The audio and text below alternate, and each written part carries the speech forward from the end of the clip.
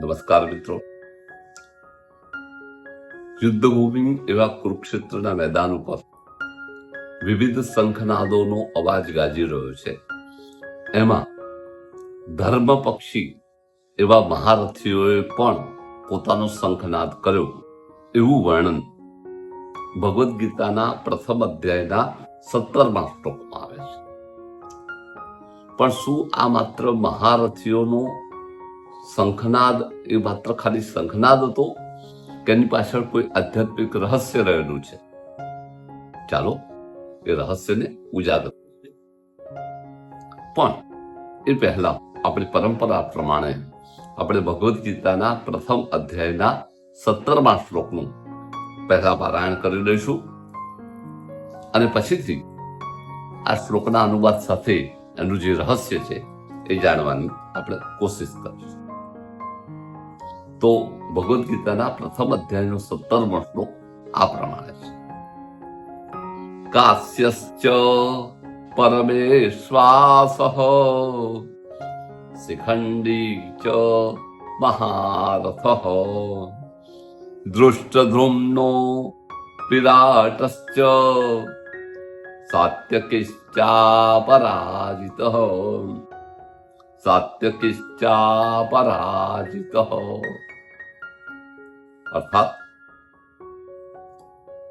પરમેશ્વાસઃ કાશીરાજ અર્થાત શ્રેષ્ઠ ધનુર્ધર એવા કાશીરાજ, મહારથઃ શિખંડી મહારથી એવા શિખંડી, દૃષ્ટધુમ્ન વિરાટ અને અપરાજિત એવા સાત્યકીએ પોતપોતાના શંખો વગાડ્યા. એટલે કે ધર્મ પક્ષના જે ધુરંધરો હતા, જે મહારથીઓ હતા, એમણે પોતપોતાના શંખો વગાડ્યા. અને કોણે શંખ વગાડ્યા એનું અહીંયા નામ કીર્તન થયેલું છે, નામ સંકીર્તન થયેલું છે. તો એમાં 5 મહારથીઓ, 5 મહાન યોદ્ધાઓ ધર્મ પક્ષના હતા, એમણે પોતપોતાના શંખ વગાડ્યા એમ આ 17મો શ્લોક આપણને સૂચવે છે. પણ મિત્રો, આ 5 જે મહારથીઓ હતા એ 5 વિશેષ ગુણો ધરાવનારા હતા. જેમ કે સૌથી પહેલા કાશીરાજ છે. તો કાશીરાજ નામ પ્રમાણે જ આપણને ખબર પડે કે કાશીના રાજા હતા. આ તો થયો એક સામાન્ય અર્થ, પણ કાશીનો અર્થ છે પ્રકાશ. તો એ જ્ઞાનનો પ્રકાશનું પ્રતીક હતા, તેજસ્વીતાનું પ્રતીક હતા. કેમ કે એમના માટે વિશેષણ છે કે શ્રેષ્ઠ ધનુર્ધર હતા. તો જ્ઞાનનો પ્રકાશ જ્યારે જીવનમાં આવે ત્યારે એનું જે લક્ષ્ય હોય એ અચૂક બની જાય, એ ધર્મ માર્ગી બની જાય. એ આપણને કાશીરાજનો શંખનાદ સૂચવે છે. બીજા એવા જે મહારથી છે એમનું નામ છે શિખંડી.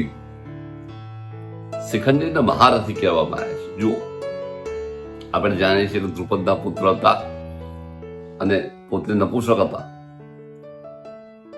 અને તેથી એમને એમના જીવનમાં ઘણા સંઘર્ષ કરવા પડ્યા, ઘણા અપમાનો સહન કરવા પડ્યા. પણ છતાંય એ જાણતા હતા કે ધર્મ કોને કહેવાય, અને માટે એમણે ધર્મનો માર્ગ છોડ્યો નહીં. તો અડગતાથી એમણે ધર્મનો માર્ગ પકડ્યો. તેમનો શંખનાદ એ સૂચવે છે કે જીવનમાં ગમે તેટલી મુશ્કેલીઓ આવે પણ ધર્મનો માર્ગ ક્યારેય છોડવો નહીં. આ થયો શિખંડીના શંખનાદનો અર્થ. ત્રીજા એવા મહારથી છે દૃષ્ટધુમ્ન. આપણે જાણીએ છીએ કે પણ દ્રુપદના પુત્ર હતા, પણ એમનો જન્મ જ અધર્મનો નાશ કરવા માટે થયો હતો. આપણે અગાઉ વાતચીત કરી ગયા છે કે દ્રુપદે એક યજ્ઞ કર્યો અને એમાંથી યાજ્ઞસેન એટલે દૃષ્ટધુમ્ન અને યાજ્ઞસેની એટલે દ્રૌપદી એમાંથી ઉત્પન્ન થયા. તો અધર્મનો નાશ કરવા માટે જ એમનો જન્મ થયેલો છે. અને એ દૃષ્ટધુમ્ન પાંડવોનો તો સાથ આપ્યો, ધર્મનો તો સાથ આપ્યો, એટલું જ નહીં, પાંડવોની સેનાના સેનાપતિ બન્યા. તો મારી શક્તિ એ ધર્મની રક્ષા કરવા માટે હોવી જોઈએ. આવો એક મહત્વનો બોધ, મહત્વની શીખ આપણને આ શિખંડી અને ધૃષ્ટદ્યુમ્ન એ બંનેના જીવન ઉપરથી આપણને મળે છે. તો ધૃષ્ટદ્યુમ્ને પોતાની શક્તિ ક્યાં વાપરી? ધર્મની રક્ષા માટે વાપરી. ચોથા એવા મહારથી છે વિરાટ. આપણે જાણીએ છીએ કે મહાભારતમાં વિરાટ રાજાનું બહુ જ મોટું કાર્ય છે. પાંડવોને અજ્ઞાતવાસમાં એમણે જ આશ્રય આપેલો છે. હા, એ ઓળખતા નહોતા, પણ છતાંય આપણે ત્યાં પાંડવો આયા છે એવી રીતે નહીં, પણ કોઈક અતિથિઓ આવ્યા છે અને માટે એમને આશ્રય આપવો જોઈએ. એમને રહેવું હોય તો આપણે ત્યાં એમને જગ્યા કરી આપવી જોઈએ. આવો એક ઉદાર મતવાદ એ વિરાટ એટલે આશ્રય આપનારા છે. અને એટલું જ નહીં, જયારે ધર્મયુદ્ધ થયું, મહાભારતનું યુદ્ધ નક્કી થયું, ત્યારે એમણે પાંડવોના પક્ષે લડવાનું નક્કી કર્યું. એટલે ખરી મુશ્કેલીના સમયે પણ એમણે સત્યનો અને ધર્મનો માર્ગ છોડ્યો નહીં. તેમનો શંખનાદ આપણને સૂચવે છે કે ગમે તેટલી મુશ્કેલી આવે પણ સત્યનો અને ધર્મનો ક્યારેય સાથ છોડવો નહીં. અને પાંચમો જે એમણે શંખ વગાડ્યો છે એ છે સાત્યકી. એમના માટેનું વિશેષણ છે જે અજેય છે, અપરાજિત છે એવા સાત્યકી છે. આપણે સત્યકી વિશે અગાઉ વાતચીત કરી ચૂક્યા છીએ. તો સત્યકી કોણ છે? શ્રી કૃષ્ણના પરમ ભક્ત છે. તો એમની શક્તિ માત્ર પરાક્રમમાં નથી, એમની શક્તિ હતી ભગવાન કૃષ્ણ પ્રત્યેની દૃઢ નિષ્ઠામાં, આસ્થામાં. તો ભગવાન પ્રત્યેની જો દૃઢ આસ્થા હોય, ભગવાન પ્રત્યેની ભક્તિ જો દૃઢ થયેલી હોય જીવનમાં, તો ચોક્કસ વિજય મળે અને મળે જ, અને ચોક્કસ અપરાજિત બને.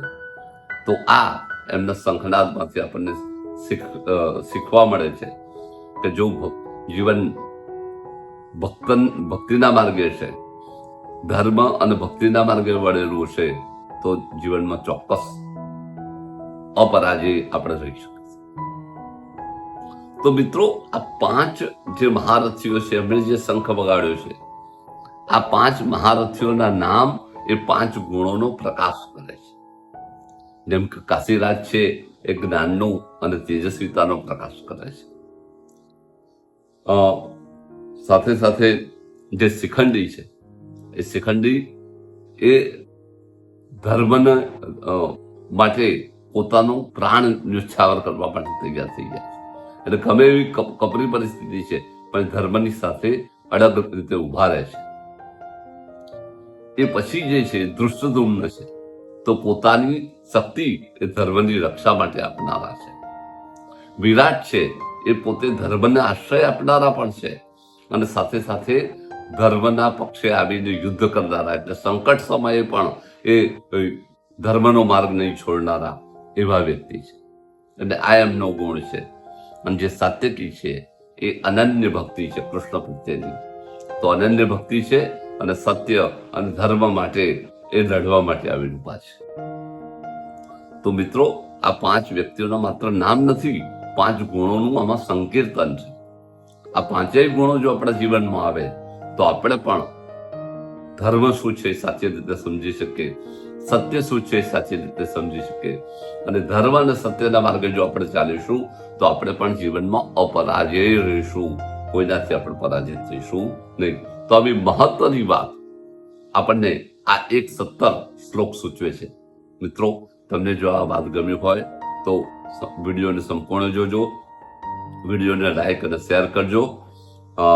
ચેનલને જો હજુ સુધી સબસ્ક્રાઇબ ના કરી હોય તો કરી દેજો. આપણે આવતા વિડીયોની મળીશું અને એમાં 1:18 એટલે ભગવદ્ ગીતાના પ્રથમ અધ્યાયનો 18મો શ્લોક શું કહે છે એના વિશે જોઈશું. તો ત્યાં સુધી આવજો મિત્રો. સર્વેને મારા જય શ્રી કૃષ્ણ.